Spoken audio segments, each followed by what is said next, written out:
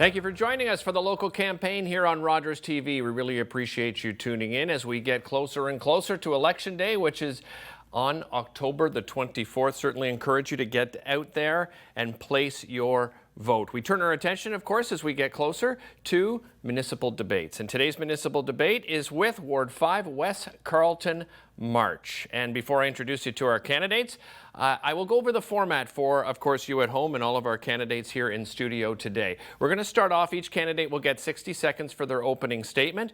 The order of that was drawn just a few moments ago at random. After the opening statements, we'll move right into the debate portion of this edition. So the way that works is I will ask a candidate a question. They will have 45 seconds to answer the question, and then I open it up to the floor. And again, I will encourage all of our candidates to feel free to jump in at any time. Once we go through some of those topics and debates, I will go back to the original person with whom I asked the question. They'll have 30 seconds to wrap up. So we'll go through that, of course, discussing some of the most important topics, not only for the ward, but for residents across the city of Ottawa. At the end of that, we'll have our closing statements. Each candidate will have 60 seconds for their closing statement. So let's introduce you to our candidates. For Ward 5, West Carleton-March, we start with Stephanie Maghnam. Welcome, Stephanie. Colin Driscoll. Welcome, Colin. Clarke Kelly. Thanks for being here. Greg Pataker. Thank you, Greg. Next up is Nagmani Sharma. Welcome, Nagmani. Thank you. Sasha Duguay. Thank you for being here, Sasha. And lastly, we have Ian Madill. Thank you for coming as well. All right, as I said, we're going to start off with our opening statements, and we start with you, Stephanie. You have 60 seconds. Thank you. My name is Stephanie Maghnam, and West Carleton is a community that I've lived in for nearly 15 years, having built our family home here.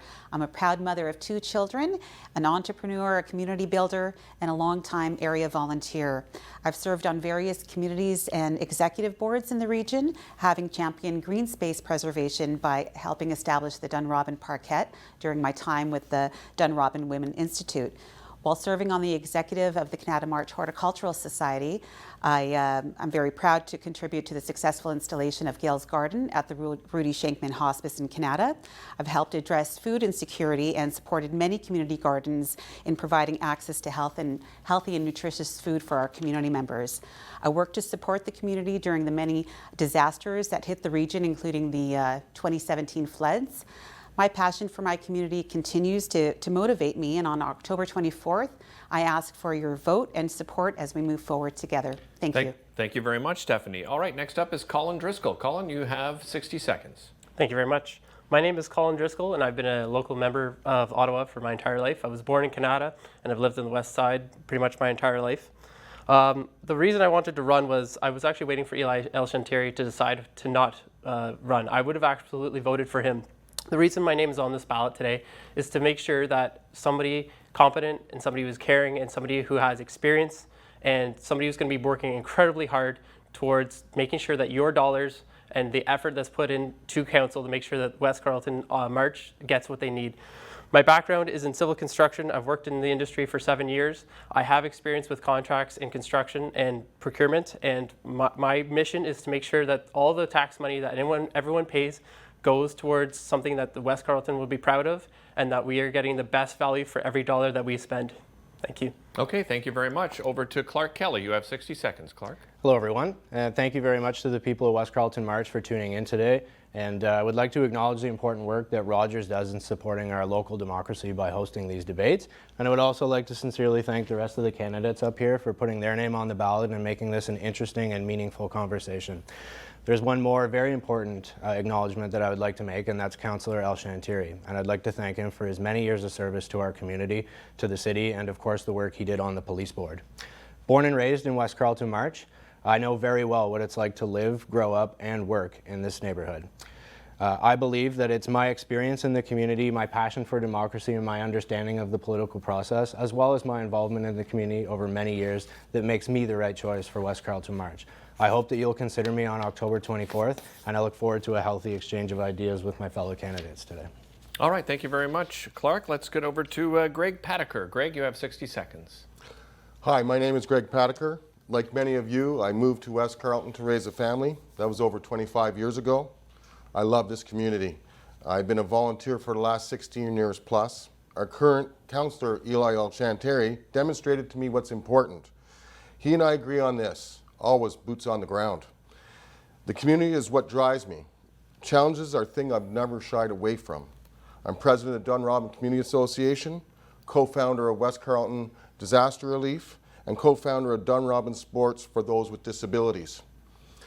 This is all work I'm very proud of. During the crisis of the tornado and 2 floods, it impacted so many residents. I had the opportunity to work with many elected officials, including Eli, our MPP, Dr. Mary Lee Fullerton, and our former MP, Karen McCrimmon. As a candidate who has leadership experience, meaningful volunteering, and measurable results, I believe you should strongly consider me for West Carleton-March. Thank you, Greg. Next is Nagmani Sharma. Nagmani, you have 60 seconds. Thank you, Derick. Thanks to Rogers TV for hosting this. My name is Nagmani Sharma, and I was born and raised in India. I don't have any long history of politics, and half of my life I did farming. I live with my supportive wife Seema and son Maghnam. In 2007, I immigrated from India, and when I came, I had to go through lots of different types of work. I did work for construction industry, I did work for factories, I did work for healthcare. Now I work as a software engineer. And besides this, I also do volunteer jobs or volunteer work for so many non-profit organizations. Still, I am there. I used to live in Dunrobin, but recently I moved to Canada because there are so many basic problems in our ward, number 5, that I would like to mention. And for that, I want to run for that. I have 5 major platforms. That's fixing roads, improving paramedics, emergency response services, policing, protecting green space, sustainable environment, advocating for our farmers and local businesses, and rural transit solutions. That's for me. Thank you. You are going to help me. Thank you, Nagmani. Next up is Sasha Duguay. Sasha, you have 60 seconds. Hi, I'm Sasha Duguay. I live with my husband, our 3 boys, and my brother Josh. My 3 boys' names are Conrad, Conan, and Caleb. We live on our farm on Dunrobin Road. I grew up in the Ottawa Valley but moved to Ottawa in 2009. And since then, we've moved to Dunrobin, and I love our life there. As a conservative, a wife, and a mother, and a small business owner, I understand the concept of living within our means while making sure that our core services we deserve and expect are maintained. I want to build our community that was given to us by honest, hardworking people who came before us. These are the values that I will bring to City Hall. So on October 24th, I humbly ask you for your support. Vote Sasha Duguay. Thank you, Sasha. Ian Madill, you have 60 seconds for your opening statement. Thank you. Hello, my name is Ian Madill. I'm looking for your support for City Councillor for West Carleton-March Ward. I'm a longtime City of Ottawa resident. My wife and I moved to West Carleton over 16 years ago, and we've enjoyed raising our 2 children into their teen years in the rural landscape of West Carleton. I've been actively involved in your community as a volunteer. I've been coaching the youth in West Carleton for over a decade in multiple amateur sports. If elected, my commitment to you is I will fight to lower your taxes. I will work to ensure your tax dollars are spent efficiently and appropriately in the city and in West Carleton-March. I will continue to advocate to protect the rural character of our community of West Carleton-March. Residents, we deserve a continued strong voice at City Hall. Allow me to be that voice and represent you and our community of West Carleton-March. Thank you. All right, thank you all. Thank you very much. What a great start. Let's move into the debate portion. As I said, the candidate will have 45 seconds to start this off, and Stephanie, we'll start with you. The topic is basic services. Many people in the ward feel like they don't get the same level of service as most of the rest of the city of Ottawa, and I'm talking police, fire, paramedics, recreational services. What are some of the ideas you can bring to the table to help move those along? You have 45 seconds to open here. Well, I certainly appreciate the City of Ottawa's support, and especially Councillor Chanteri for helping to support our community in terms of getting paratranspo and to our residents. I understand that a lot of folks that are a little bit discouraged with the amount of services that they are receiving from the city in terms of their tax dollars. And there's always more room for improvement, and I'm committed to having that broader conversation with Council and making sure that our rural needs are well represented and well and heard. And so this is my commitment to the residents of West Carleton. Okay, thank you. I'll open it up. Just feel free to jump in at any time. So Stephanie, you mentioned transportation. One of the concerns I would have around the transportation area is the fact that if we were to allow free transportation, West Carleton residents would see a 12% increase in their taxes, and that would be a minimum because that doesn't include just a natural increase. I would be very, very concerned over that. I certainly wouldn't support anything of that type of nature. As for our emergency services, they are extremely important that we have them.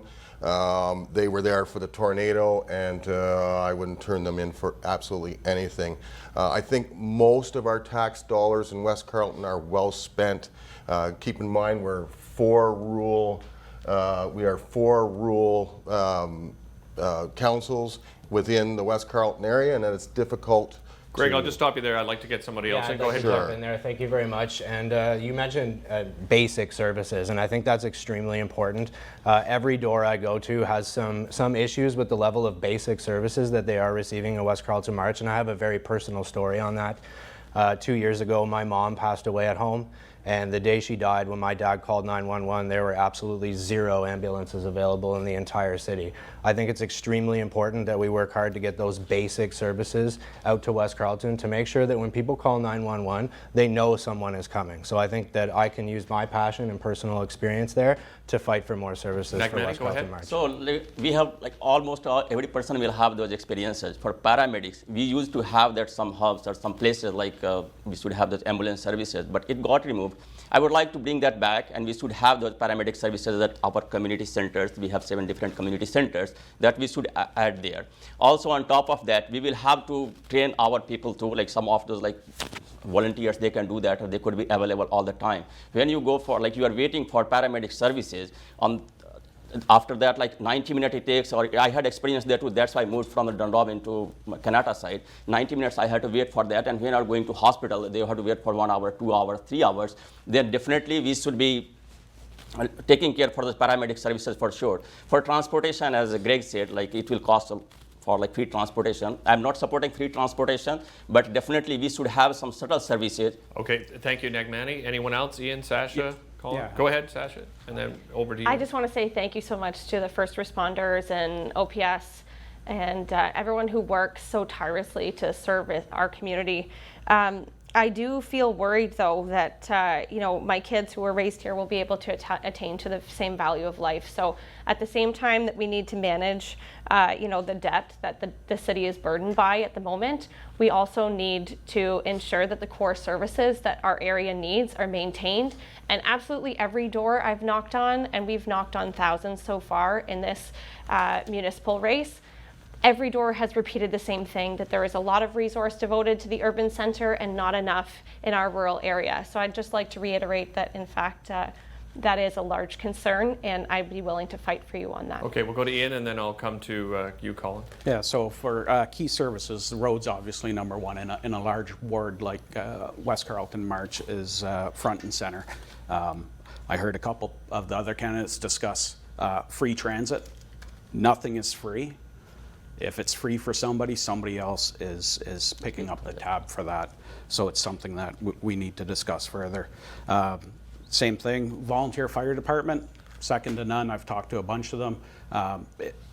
West Carleton-March is made up of tremendous volunteers, and it's a wonderful community to live in. The paramedics, that is a provincial, and I'd be willing to collaborate with some of the upper levels of government to look at increasing the coverage in our area. Okay, go ahead, Colin.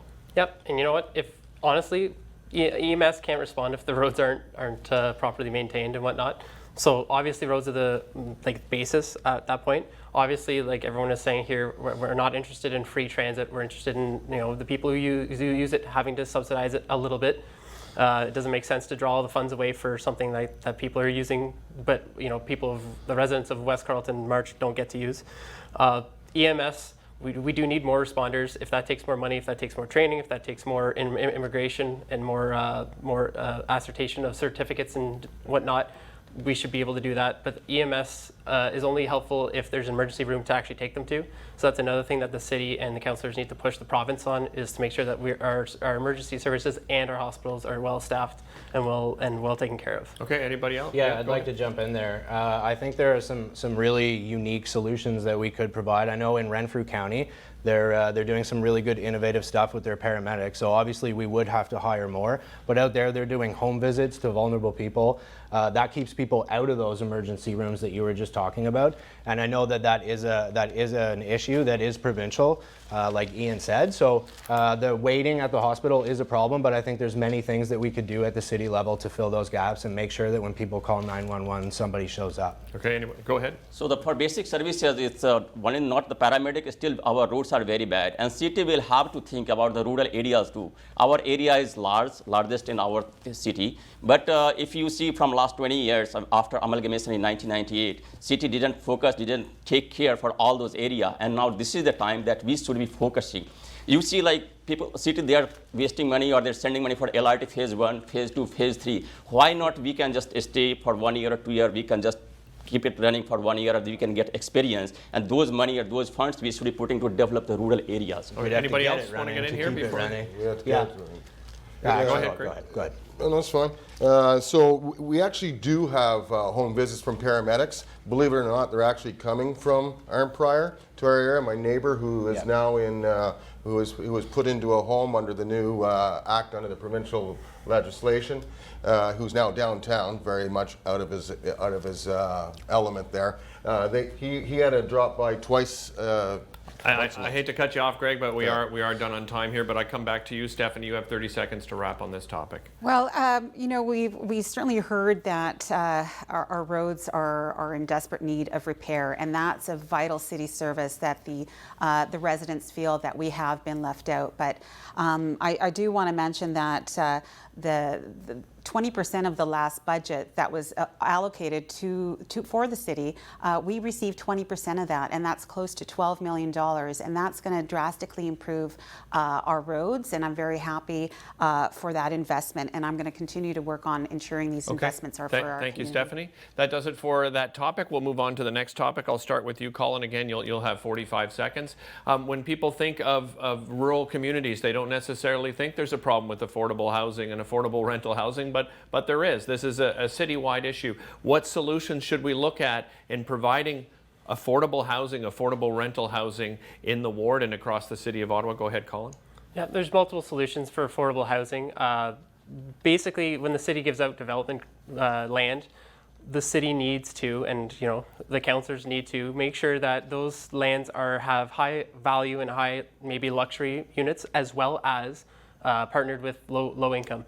And those need to have very well thought through contracts and very well thought through agreements to allow people with low income and people who may not be able to afford a house in the area, rent and purchase those units. It needs to be from the city level down and from basically the start of the development process.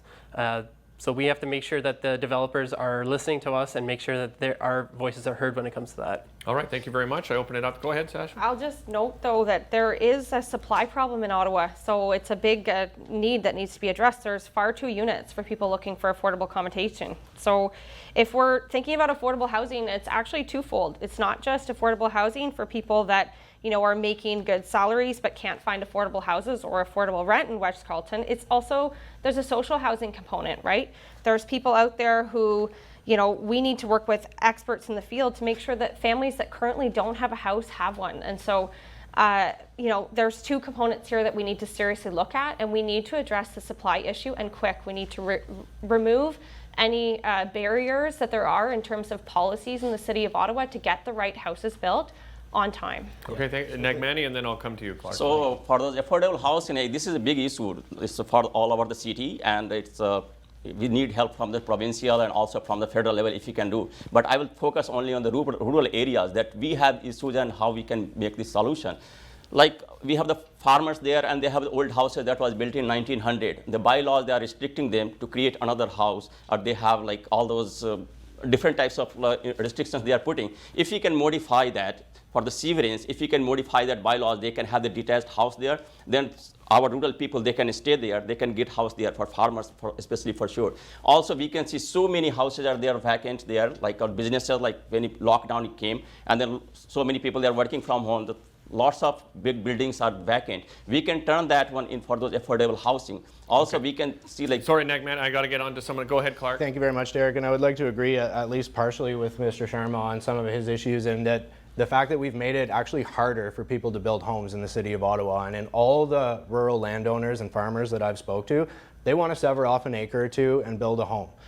Sometimes it's for their son and their daughter to keep them on the land. Sometimes it's to just build a home and make a bit of extra income. But it's very important that we allow people to do that, especially with a home housing shortage and a supply shortage, like Mr. Gay has mentioned. So I think it's important that we Ian, and then I'll come to you, Greg. Go ahead. Yeah, so I'll agree with Sasha with housing affordability. It's two different piles here. There's what Sasha talked about is affordable housing for people that have jobs and can afford to buy a house and where they. I'm going to talk about the affordability for people maybe less fortunate, and it is an issue in our city. I moved out to West Carleton, and I think everybody would agree that densification out in West Carleton is not an option. That's why I think a lot of the residents have moved out to West Carleton. So we need to look at light rail, where we can build affordable housing that's close to transportation and allow these people to live in a house. Right. Okay, Greg, go ahead. So one of the things I noticed that was interesting about this particular subject about affordable housing is back when the tornado came, we had over 50 people who did not have a house. So we worked very hard to find them. And what was amazing about West Carleton-March area is how many people stepped up and provided their house for an affordable time for up to 2 years. And that was pretty incredible. So I think part of this solution, what we really need here is to involve the public themselves. Putting all of the pressure onto the politician or to the bureaucrat is nice, and it sets the standard. But appealing to the people is what we really need to do. I think that people are what makes us the strongest. So that's where I think that we should go with affordable housing. Okay, thank you, Greg. Stephanie, go ahead. Well, we do need to have more homes built for our residents, and it's very important that with that growth that we do find the balance. And when we do find the balance, that's called good planning instead of just a big open sprawl. Because if we do have good planning, that means that we do have fire halls, we have schools, and we have bus services and commercial services serving our residents. So that means that we're being really well served by good planning and not just building houses and then going home.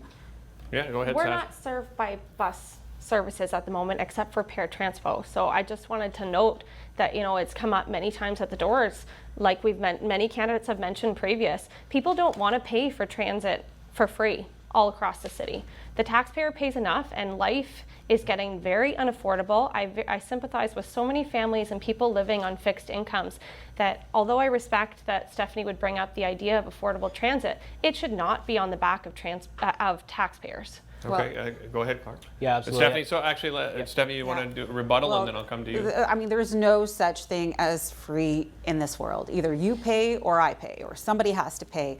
And if you talk about the calculation of the fare box, what it generates, that's over $210 million. And if you want to offer free, I mean, that means that $210 million has to come from somewhere.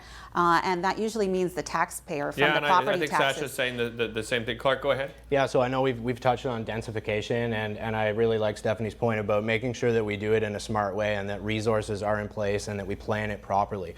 There is a proposed development in the town of Carp, and every door I've knocked on, people have an issue with it. So we do want to intensify a little. We want to have places for people to live, but we have to make sure it's in keeping with our communities. And the proposed development in Carp is going to be hundreds of units. and it will hurt the town of Carp. I think it's going to house up to 1,000 people.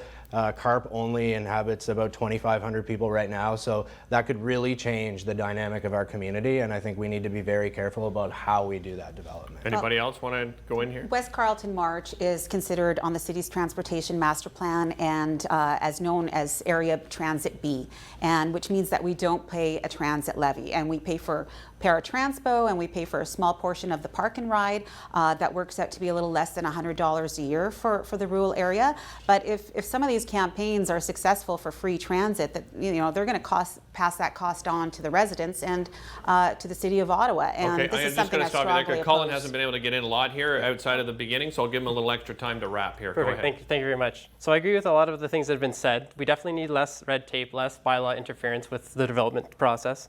However, we do need to make sure that the developers are building sustainable housing in their areas as well. We do have to also consider farmland and the environment when we're developing these, so that goes back to Stephanie's idea of planning. We just need to make sure that the proper experts are involved and that these developments, especially the affordable ones, are close to public transit, because if you can't afford a house, it's very unlikely you're going to be able to afford a car. So we just need to make sure that we use our areas that are close to public transit as effectively as possible for affordable housing. Excellent. Thank you very much, Colin. Clarke, I'll start with you for this next one. I'm going to stay on this topic just a little bit because each of you have touched on this, and people move out to this area because it's a unique experience and a unique lifestyle. And when it comes to development, is coming. I know Ian mentioned, that there's not as much, but development is certainly coming. Intensification is coming. So how do you help preserve the farmlands, agriculture lands, green spaces with that in mind? Well, absolutely. It's a concern of mine, and that's why I've made it one of the largest planks on my platform is to touch on sustainable development. We're losing 300 acres of good farmland every single day in Ontario. I don't think anyone thinks that's sustainable. So I really believe that supporting farmers and local landowners to keep them interested and make it easier for them to exist and run their farm and live a good quality of life in a rural area, that by protecting those properties and making it easier for them to live and easier for them to sever off an acre or two, keep their family on the land, that we can protect the environment that way. And there are other things that I would like to look at, such as the development in the burnt lands area that's zoned EP3. So I think it's very important that we protect our natural habitat that we cherish and enjoy in West Okay, Carleton. I'll open it up to everyone here. Yeah, so our natural habitat is extremely important. I think everyone agrees and should agree around this table that the reality is things are changing. They're changing rapidly. There's certain areas within West Carleton that should be preserved. And yes, our farmers aren't being listened to. Keep in mind, they do feed us. They are the ones. For them to break off a couple of acres, I do actually agree that that is a good idea. It used to be that way. It should go back that way again. Absolutely should happen. And I think we should trust farmers more often when they're turning around and telling us that things are changing, because they are changing. And I'd just like to add that supporting farmers is protecting the environment. Those are massive plots of land that soak up carbon, they have trees on them, and they really care about the land. So I think that's a great way to support the environment and keep our development sustainable. Thank you, Clarke. Go ahead, Stephanie. Well, I'm so grateful for our farmers. They provide us for our food and stability to the region, and I'm so grateful for the hard work that they do. And I have to tell you that I was very impressed with the city with the new official plan, because I believe Councillor Eli El-Shantiri passed a motion to protect all the agriculture land in the city of Ottawa, including West Carleton, till the year 2046. So when you drive on Carp Road and you see a cornfield, that's going to remain a cornfield, whether you like it or not, till past 2046. Why? Because we did have a motion that all the council supported in protecting agriculture land, and I'd like to thank the councillor El-Shantiri for his hard work he's done over the years in helping our residents and standing strong for our farmers. Nagmani, you go ahead, and then Sasha. So I would like to say definitely farmers, we should be helping them. I will say just one example. All over the world, if you see, every city, they are keeping some surplus money. They have some funds they are keeping, and they are developing rural areas. Because everyone knows that rural areas doesn't have that much resources. So all cities, they are helping. But here, our city, they are just getting money from different ways. Their property taxes, their stormwater management fee or tax fee, or different services they are getting. But city haven't started helping them. We are just keeping, farmers are there, they are living. But we have to help, city will have to help, and city will have to think. And we should have like rural areas, 4 or 5, whatever we have, the councillors are coming, and we should have supportive mayor that we are going to request them and urge them like we should have to give a special package. We have to bring some special funds to help that. We have to strengthen our farmers first. They are producing our foods. They are suffering in these days because of 7 or 8% inflation rate we had, whatever there. Their gas prices. I'm just going to go to Sasha here. Sorry. Go ahead, I'm a Sasha. small business owner. My husband and I own a web and app development company, and we also have a hobby farm. And so I know firsthand what it's like to live on a farm. I grew up on one, and my husband and I are raising our 3 kids on one now. But I'll tell you, from all the farmers and residents of West Carleton that I've talked to, they've been really good stewards of our land, and they've always practiced conservation with the environment in mind. So I just want to let you know that I want clean air, clean water, clean, healthy soil for future generations, and I'm willing to fight for that. Ian or Colin, you want to get in? Sorry, go ahead, Ian, and then I'll come to you, Colin. Sorry. Yeah, so talking about intensification, I think there's a couple ideas that people can look at to increase. Carriage homes, senior suites. Just because you grow old doesn't mean that you should have to leave the rural landscape. That was part of my opening statement. That's what my wife and I enjoy the most about where we live is the rural landscape. There's collaboration that can happen, right? You can review the city plans. Like I stated, people that live in West Carleton don't want densification. Okay, go ahead, Colin. If the farmers own the land, if they're coming to the end of to near retirement and there's no one to take over their farm, they need to be able to protect their investments as well. So there has to be value given to the farmers to make sure that the land that they've been working their entire lives on is actually going to be able to support them in their retirement as well. And I find there's not too many people, or there's not enough people taking up farming as a occupation, as a career. So we need to start at the grassroots level and kind of educate and help young people, into the industry, get the training and potentially experience they need to take over these farms. Because if those corn farms are going to be there forever, we need to have somebody to actually operate them, and we don't really want to get into the situation where it's going to be these massive corporations owning all the land and just leasing it out to everyone. So we have to protect that as well. Go ahead. Yeah, absolutely, I agree. I mean, being born and raised in West Carleton, I've been shaped by this community, by the landscape that makes it such an amazing place. And I don't want my daughter, who was born 2 weeks ago, to wake up 50 years from now and live in a subdivision of Ottawa. I'd like to keep West Carleton rural and beautiful, and that is why we all live in West Carleton, is because it's beautiful. Clarke will have a chance to wrap, so go ahead, Greg, and then Sasha, I'll come to you. Sorry. So just one comment about council ensuring that the lands are protected. That was that council. The next council at any time could change those things. I think the public needs to understand that they need to stand up, as well as the people in this room, to make sure that we all continue to protect it. It's very important. Okay, Sasha, go I ahead. was just going to make a note on Ian's point about consultation. I support that. And so the next councillor, and myself included, need to make sure there's an open door policy, that whenever a project comes to the ward, whenever there's a proposal that comes to the ward, it is in your hands as soon as we have it. There needs to be an open door policy, transparency, and accountability on all projects. Anybody else? So go ahead, Stephanie. Yeah, we do have growth coming to our community of West Carleton. That's coming to the edge of our rural area, and we have to maintain our rural lifestyle and our identity. And we want to conserve our green spaces and our agriculture land. And I'm prepared to help and be an advocate for our farmers and for all the residents in our community. Okay, anybody else before we go ahead, Ian?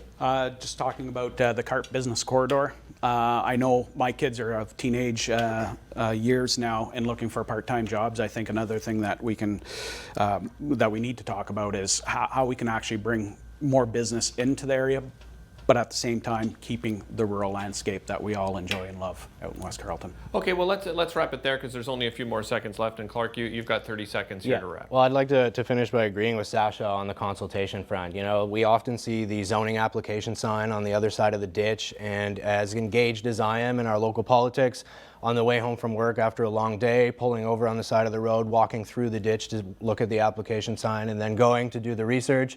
I don't think a ton of people are doing that. And being open and accessible with the public is part of my promise to them. And I'm going to hold town halls to discuss local projects, to get feedback from people all in through the neighborhood, not just along the exact route. Thank you. All right, Greg, you'll have the next topic here. And the topic, let's talk policing. And I know we touched on that in services, but we've heard candidates talking about the fact they want to increase the police budget. Some people want to freeze the police budget, reallocate some of those funds to government agencies that are funded by the municipality. I know that many rural areas don't feel that they get the necessary policing when it comes to speeding and drag racing and this sort of thing. So what are some solutions to that? Greg, you've got 45 seconds to start here. So for a start, I'm an advocate of the police services. I mean, going back to that tornado, when that tornado hit, all emergency services came out, including policing. And so from that perspective, I am not a defund the police candidate here at all. Yes, we have a mental health issue within it, and we are going, I understand that we're training our police officer to help deal with that more. And so I think that their budget is just fine. I think that there should be no cut to their budget at all. I do believe that we need more patrol police on our streets. There is no gray zone. I've heard that at the door, but they have my 100% support. Okay, excellent. It's open to everyone. Go ahead, Nagmani, you start, and then Clarke. So I would like to support the funding and even like little bit more for the policing, because crime rates, if we can see, and in our western side we see like lots of car thefts are going on, lots of crimes are going on in other ways. Also for our rural areas, it takes a little bit time for policing. We have only one at Huntmar, that police services, their office. We should have more. So we would like to support them. We would like to give like more encouragement. We are going to add more funding for them. That I would like to go with that, because they are the one, they are helping us, same like paramedics, police, and those people are like our vital part, and they are supporting all the time, 24 hours. Okay, go ahead, Clarke, and then Sasha. So I've worked in the addictions and mental health field before, so I know how important it is to fund those services. I don't think funding mental health services and funding the police should be mutually exclusive. I think we can do both of those things at the same time. I know many doors I've knocked on, speeding in residential areas is a massive problem. I grew up going to West Carleton Secondary School, and I never drove to school without seeing a cop in the morning and in the afternoon on Dunrobin Road, and I no longer see that anymore.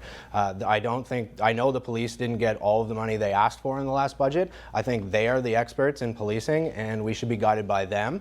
I certainly think there should be accountability mechanisms in there, but the police are the ones who know the issues on the street, and they know the resources that they need to enforce the laws and protect us, and we should listen more to them. Go ahead, Sasha. I'll give a couple of examples. I live on Dunrobin Road myself. That's where our farm is.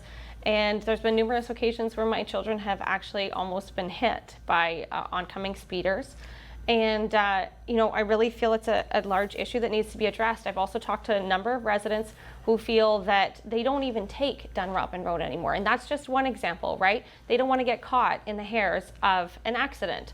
One of multiple I've been first on the scene at in the last number of months. So I'm thankful to our current councillor, who has made a number of amendments with trafficking and roads to increase the safety of our community, but I by no means support any move to defund the police. Okay. In fact, I believe they need more funding. Thank you. Ian, do you want to come in and call? Yeah, so police budget, I think a couple people touched on it here. Policing is different in West Carleton than it is downtown. There's mental health issues. The budget, I will not advocate for cutting the police budget in any way. I believe there was a funding differential of 0.7% or 0.07% in the last budget. And I think going forward, I think we need to look at what responsibilities we have. Same thing out in West Carleton, right? Like I said, there's different issues. We have to sit down and we have to talk about those. Okay, I'll go to Colin then. Okay, go ahead, Stephanie. You can start. Thank you. Thanks, Derick. Well, policing is a very important issue to our residents and to the city and to all the people in West Carleton. And this year's budget shows that the city of Ottawa is spending over $10 million in overtime. And the reason why the city is spending that extra money in overtime is because the police are really, really short-staffed. And so right now I understand that Chief Bell was asked to rehire some staff, but it's going to take some time. And it usually takes about 9 months for a recruit to be ready to become a police officer. So it's going to take some time to catch up, and it's going to be one of those important files that our city is going to face in the next 4 to 5 years. And I'm committed to ensuring that the resources are there for the police so that they are not taxed and that we are well served. Go ahead, Colin. So anyone in this room could basically mandate that we have more cops out for speeding. The biggest thing that I've seen, and this takes away nothing from the policing whatsoever, but I've been in situations where there's been mental health issues, and not knowing where to turn and not knowing what to do is absolutely terrifying. So I believe we do need some funding for some potentially either special constables or counselors who are trained to respond to mental health situations, domestic abuse, that kind of thing. The police do a lot of things well, and there's 1,000 reasons to call them, but mental health and that kind of a situation should not be one of them. So we need to create something. We're already going to get a 988 number coming in a year or two. That's going to be a mental health hotline. So we also need, I think, to have responders out for those specific situations as well, to make sure that there's not escalation of violence, and make sure that there are people who are trained to deal with those situations. Okay, go ahead, Clarke, and Yeah, so I think stories are important to help people understand the issues on the ground, and there's 2 police officers who live on my street, and I've knocked on their door multiple times since the beginning of the campaign. One of them told me a story about victims of domestic abuse, unless you're actually in the home with the abuser at the time and are in imminent danger, you're not likely to get a cop showing up with it right away. So if you've had a bad experience and you've reported it to police, it could take as long as 8 hours for a police officer to show up, unless they think that you are actually in imminent danger at that time. I think that puts women especially in danger. It puts our community in danger, and it's an example that we definitely need some more investments in our police to keep people safe. Go ahead. As we all agree, we should be supporting and we should have funds for the policing. No one is going to cut that one. Now the funds, where it's coming from. Now whatever we had the current or previous city running, we have still money we have there, but they were not taking the accountability. They were not able to spend a smart way. They were just focusing one area, that's for those LRT or OC transport, or those beautifying their central library. That is 330 million over the budget, those things. If we can slow down those ones and we can start putting for those paramedics and policing and all these services, that is going to make our area better. And not only that, everybody whole Ottawa would be the better. This could be one of the smart city. So we have to just manage those money. We have to put those funds which is required most and which is important. So that we have to do that one. That I was. Any other input before Greg wraps it? Go ahead, Ian. So as issues change, as society changes, the crime issues change. I've had a few people come up to me recently and said they wouldn't even go downtown.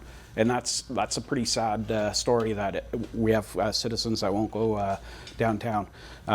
But as those issues change, we need to make sure that the police have the funding to be able to still police. Okay, thank you, Ian. Greg, you can wrap up here, 30 seconds. So I actually have family in police services. It's a very stressful and duressful job. At times it can eat them away.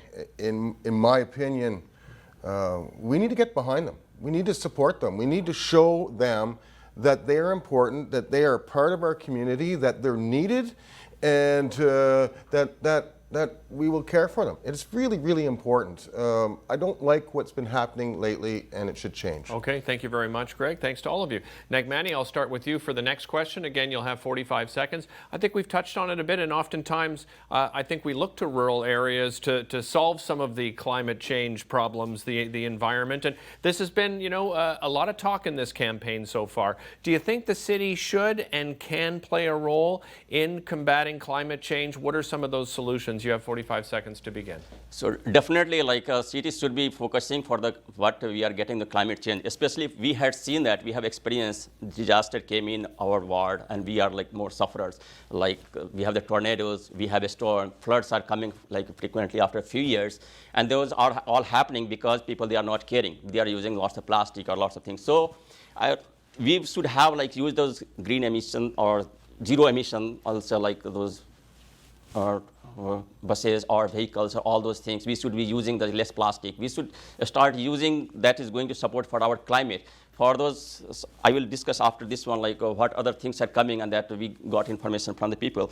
But definitely, we will have to look for what good things are coming. We should have sustainable. Okay, Nagmani, you can share some of those in just a moment, but I'll open it up to everyone here. Well, from floods to tornadoes to Derick storms, inclement weather events are on the rise, leaving more and more residents each year disenfranchised. And coordinating better disaster response with all levels of government is absolutely essential essential as we do combat climate change. And I'm an advocate for green space, and I'm certainly happy to continue working with our community in supporting these initiatives. Go ahead, Clarke. Yeah, I think Stephanie made a good point about climate change mitigation and dealing with the result of climate change that's already here, the increased rains, and I know you've done a lot of work with the areas of the flooding and the tornadoes. Part of my plan and sustainable development, I think, really helps with that.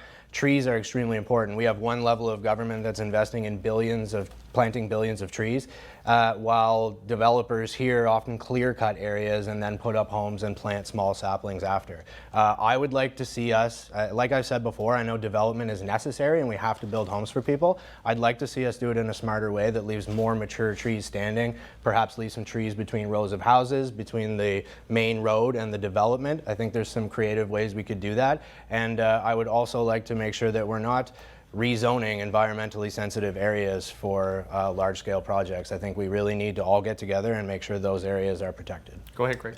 Well, I'd really like to see the feds plant those billions of trees, because I don't believe it's happened at all, to be quite honest with you. And they eat so much carbon dioxide. What are we waiting for?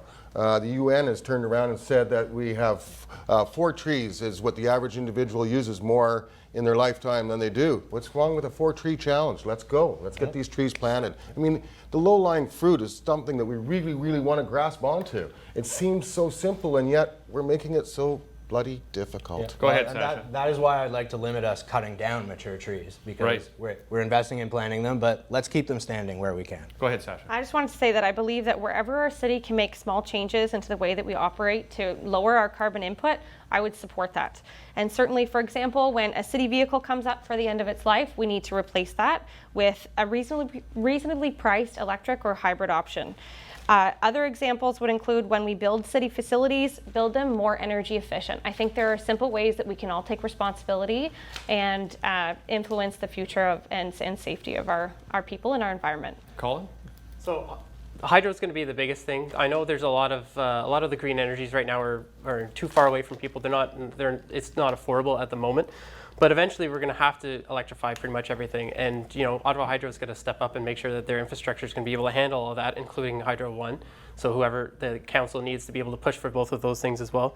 There's other small things that can change too. Like when developers are developing houses, we could easily mandate that they have to have heat pumps instead of air conditioners, which would allow a little bit of heating in the spring and fall for each season, and reduce the amount of gases that we're using, like burning natural gas and propane. So there's small little legislative things that we can do as a council, especially with the development of new housing and building, and potentially even looking at rebates or anything else for people living in Ottawa who can't afford to get green and basically need to. Ian, go ahead. Yeah, absolutely the city should be involved in climate change and the environment and what we can do to help that.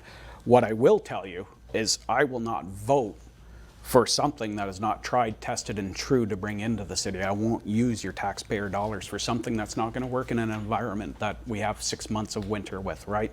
I won't do that with your tax dollars. I think they're better spent somewhere else. Sasha, I think you wanted to, and then... Yeah, I just wanted to say something to Colin's point that if we're going to bring in new proposed programs and it involves new city spending, we need to be responsible with the taxpayer dollars. And I talked to so many people who have refinanced their mortgages or sold their home and are now renting and are in a place where they cannot afford new equipment. Quite frankly, they're just trying to put food on the table.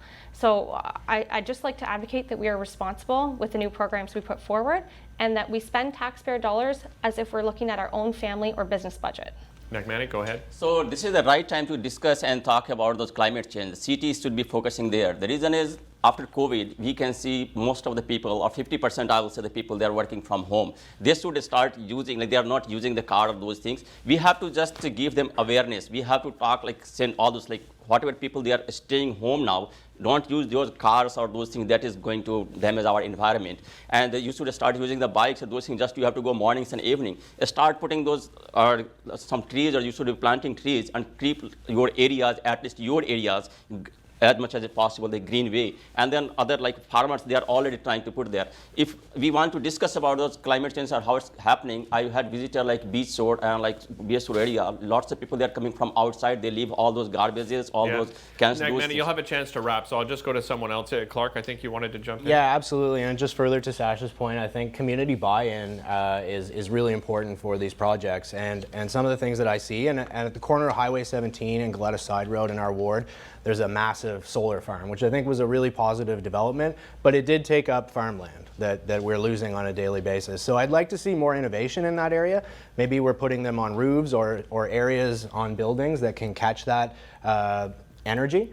But it's not taking up a farmer's field. And I know there are some concerns in our ward with windmills as well. The city's allowed for a certain number of them and in certain locations. But I know there's concern amongst the constituents of West Carleton about allowing windmills close to residential areas that may produce some power, but may have a negative impact on the community. So while I think it's very important, we do have to get buy-in and we have to have conversations. Just get Greg in here quick and then Nagmani. So just to, I have a high-tech background here, so let's take a look at a few technical issues. One, we have the dam at Fitzroy Harbour. Two of the sluices aren't being used to produce power. There's West Carleton could have a fair amount of power with those two sluices, just add the generators to them. Two windmills. We do live in a bowl. And so I'm not sure the Samsungs of the world are overtly keen at bringing in windmills into our area. Okay, thanks. Sorry, Stephanie, time is up on this. So, Nagmani, you have 30 seconds here. Yeah, definitely. So we should be focusing more for those wind power generations. We know like we have to put like other side what they had proposed already. City, it should close. It should not be close to our public. Also, we should be working or we should be using the solar power. We should be using those buses that electric buses are coming now. We should also promoting those cars like whatever we have for those electric cars or those things, and we should help people or we should ask people to use as much as possible for those biking. Those things are going to definitely help, and we should focus more for greenery. Okay, thank you very much. Thanks to all our candidates. That was great. That does it for the debate portion. We'll now do our closing statements, and we'll do that in reverse order. So I start with you, Ian. You have 60 seconds for your closing statement. All right. I want to thank the other candidates and Rogers TV and Derick, the moderator, for the pleasure of speaking about the topics today with regards to the election. I would be honored to be elected as City Councillor for West Carleton-March on October 24th. I look forward to your support as I fight to lower your taxes, ensure the tax dollars we pay are used efficiently and appropriately on services that have a direct impact locally on the residents of West Carleton-March. And I will continue to fight to protect the rural identity we all love about West Carleton-March. Thank you. Okay, thank you very much, Ian. Sasha, over to you. You've got 60 seconds for your closing statement.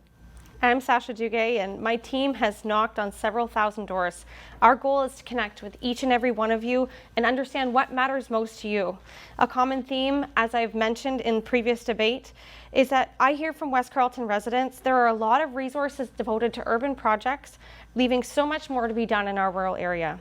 I will fight to see that West Carleton residents are given their fair share of the budget to maintain and even improve the delivery of our core services that we count on and deserve.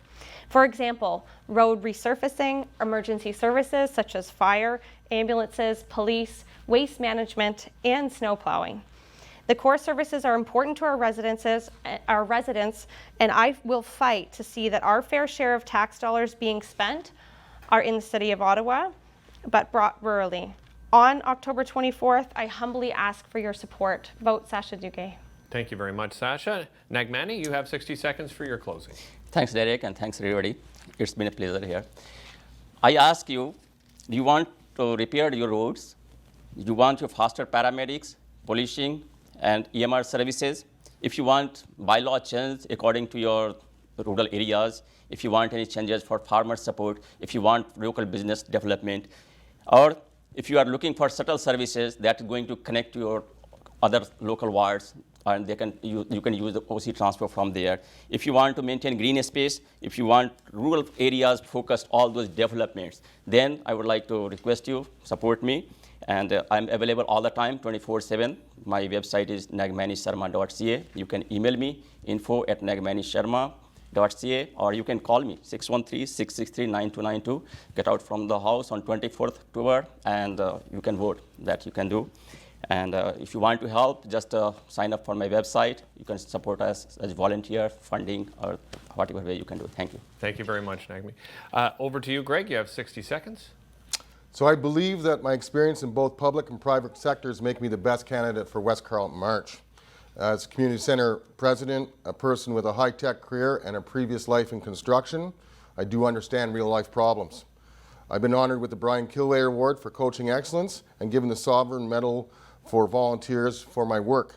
I've created programs for children and young adults with special needs. Seeing them have a chance to play and the sparkle in their eyes makes it fully worthwhile. I also have been part of a team that was awarded the Community Builder Award of the Year by the United Way. This was where I worked with the tornadoes and the floods. Also, this gives me the guidance that I'm on the right track. As you see, my life is oriented around what is next and how can I serve next.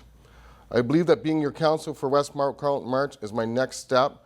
I can love to continue to serve and would appreciate your vote. Thank you very much, Greg. Over to you, Clarke. You have 60 seconds as well. Well, as the only candidate up here that was actually born and raised in West Carleton, I've had a lifetime to develop my passion for my community, and I'm also extremely passionate about our democracy. I put my name on the ballot to try and bring more people into the conversation, and I really believe after a couple of years of really divisive politics at other levels, that the municipal level provides us with a really good opportunity to have meaningful and respectful conversations with each other about what matters locally to us. I put my platform together after 2 months of consulting with people at West Carleton, and I know that they want a councillor who will be able to build consensus in our ward and work with people from across the political spectrum. They want to be treated fairly from the city, and they want their fair share for the taxes that they do pay. As a candidate running to be one of 24 city councillors, I can't make you specific policy promises, but I do promise you that I will always listen to you, that I will always be accessible, and that I will never let a decision be made at the council table without 23 other councillors and the mayor hearing loudly and clearly from the people of West Carleton-March. Thank you very much, and I hope you'll consider me on October 24th. Thank you very much, Clarke. Colin, you have 60 seconds for your closing. Thank you very much for everybody in this room. Local politics is incredibly important, and anybody who's watching this, make sure that you go out and vote on voting day.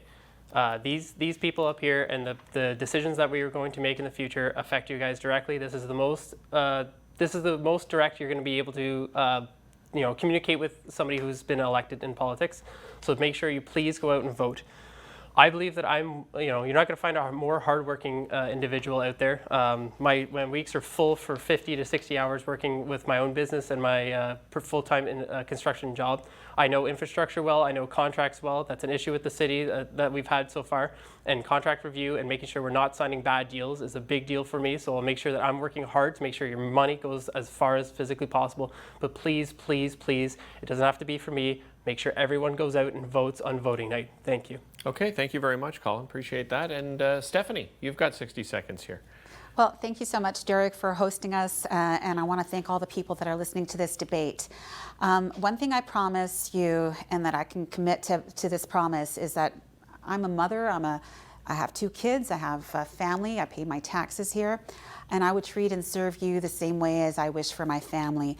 I've been going door to door, and I've been hearing a lot, and I'm always available and to deliver from the heart. So I am here to serve the community. I'm ready to hit the ground running on issues that matter to West Carleton residents. And if you have any questions, please don't hesitate to reach out to my campaign office, or you can visit me at the Cart Fair, which is happening this September 22nd to the 26th. Or you can visit my website at stephaniemaghnam.ca. And I'm asking for your support and your vote on October 24th. Thank you very much, and God bless. Well, thank you to all of you. Really appreciate your time. I know you've worked so hard knocking on doors and campaigning so far. I wish you all the best of luck. Thank you for joining us here today. And of course, thank you at home for joining us. You can find more debates at rogerstv.com. And as everyone said, October the 24th is Election Day. Please get out and vote. Thanks so much for watching this edition of your local campaign.